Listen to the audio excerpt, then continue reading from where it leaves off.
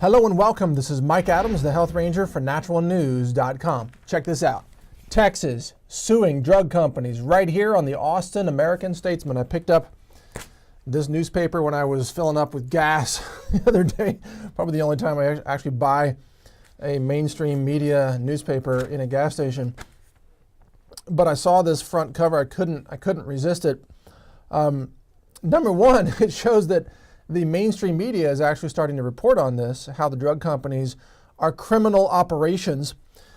In this case, this is about the Risperdal drug, which the Texas State Attorney General Greg Abbott says was misleadingly marketed and promoted, and that the company Johnson & Johnson, whose subsidiary sold Risperdal, owes the state of Texas $1 billion. A billion with a B. Hey, that's nothing. They should go work for Wall Street and then they can claim trillions. But in Texas, $1 billion still goes a long way. So what's the deal with this story? Well, let me read you from the story. Texas says that the drug company misled it about the side effects of the drug and the benefits of the drug, as well as bribing doctors and trying to bypass competitive pricing with other generic drugs that do essentially the same thing. As the Austin American-Statesman newspaper reports, this drug, Risperdal, has been, quote, linked to increased risk of strokes and death in elderly dementia patients, seizures, major weight gain, like walking around with an extra 50 pounds, onset of diabetes, and potentially fatal high blood sugar, plus many other common side effects. These are all side effects that will get diagnosed as disease and then result in the prescription of more high-profit drugs to the people of Texas. So this is Big Pharma's way of using Texans as guinea pigs so they can make more money by keeping people sick. Yeah, and kudos to Texas Attorney General Greg Abbott for going after these companies. You know what? Johnson & Johnson commits so many felony crimes across America on a regular basis. It's just sickening. All these other drug companies do the same thing. They get out of these crimes by settling with the states, where they agree to a settlement where, okay, we'll pay you $1 billion, let's say, but then we don't admit to committing any crime. The reason this happens, and this happens over and over and over again, Pfizer, same thing. Pfizer actually set up a shell corporation to take the felony charge that it committed serious crimes in marketing its drugs, and then the shell corporation took the felony hit so that Pfizer could continue to sell its drugs to the federal government. You see, corporations that are convicted of felony crimes can no longer participate in Medicare programs. So what these drug companies do is they make these settlements where they don't have to admit to any crimes, and then they just keep committing the same crimes over and over and over again, hoping they never get caught. But more and more states are catching these drug companies. In fact, in October of 2010, Louisiana got a positive ruling and expects to receive $258 million from Johnson & Johnson for violating the state's Medicaid Fraud Act. Yep, fraud is a word that comes up a lot when you talk about drug companies and how they misrepresent their products to try to get state money and federal money. South Carolina issued an order for the defendants, that's Pfizer, to pay $327 million, this was last year in 2011, plus $73 million in legal expenses for the misrepresentation of the side effects of Risperdal. There's more to this story, as the newspaper here reports. Some of the charges that the Texas State Attorney General is leveling against Johnson & Johnson is that the company misrepresented the drug's effectiveness and the superiority over other drugs. That's part of the state's allegations. It also outlines allegations of kickbacks, quote, money going directly to key decision makers. Well, that's called bribery, folks. Bribery and corruption. Gee, that never happens in the drug industry, trying to influence state legislators, does it? Really? Does it? No way.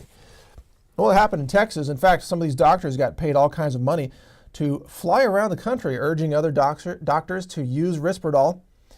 Basically, these are medical doctor whores. Pay them money and they will go say anything you want them to say because they are total whore, scum, minions of the pharmaceutical industry. People with no ethics, no moral compass, but they'll do anything for $1, including bowing down to the drug company's interests. Now, remember, all this is going on even as these drugs are harming people. So While these whore, criminal, scum doctors are making hundreds of thousands of dollars in bribes to run around the state of Texas and the country to urge more people to prescribe this drug and take this drug, children are being harmed by it, and senior citizens are being harmed and in some cases killed by it. So you see, these doctors, they don't care how many people die. They don't care as long as they're making the money. Boy, it feeds their ego and it pays for their Mercedes-Benz and it pays for their big mansion somewhere, and it keeps them rolling in the money. They don't care how many people are harmed by it. That is indicative of today's conventional medical system. It's full of criminals, just like Wall Street, and some of these criminals are about to be brought to justice, and it's about time. I do not know of any major pharmaceutical company that isn't guilty of committing felony crimes over and over again in America. In fact, if we had any honest justice system in this country, we should have, in fact, the FBI conduct armed raids of every major drug company in America, Pfizer, Johnson & Johnson, all the others, Merck especially, and we should indict their corporate CEOs for multiple felony counts, crimes against humanity, for the poisoning of our environment, for misrepresenting their products, for bribery, corruption, the harming of children, the using of children as medical experiments, and so on and so forth. These people should spend their lives behind bars, if not worse. I mean, they have sentenced children to death through vaccines, for example. I think perhaps we should consider the death penalty for these corporate CEOs, but that's a state-by-state case. What is clear is that these are criminals we're dealing with. They're not out to help you. Wake up, folks. Drug companies aren't out to help you. They're out to take your money, to keep you sick, so you keep coming back for more and more business. They're going to rip off your state. They're going to rip off your federal government. They're going to rip you off. They're going to leave you bankrupt, even as you're dying and taking your last breath in a hospital, doped up full of drugs that are patented and sold at monopoly prices, sometimes are 60,000% above the cost of the raw ingredients used to make those drugs. That's the kind of criminality that we are dealing with in America today. And Texas, for one, has had enough of it. Texas suing the drug companies. Go Texas. Get those drug companies, get your $1 billion from Johnson & Johnson, but better yet, lock those people up.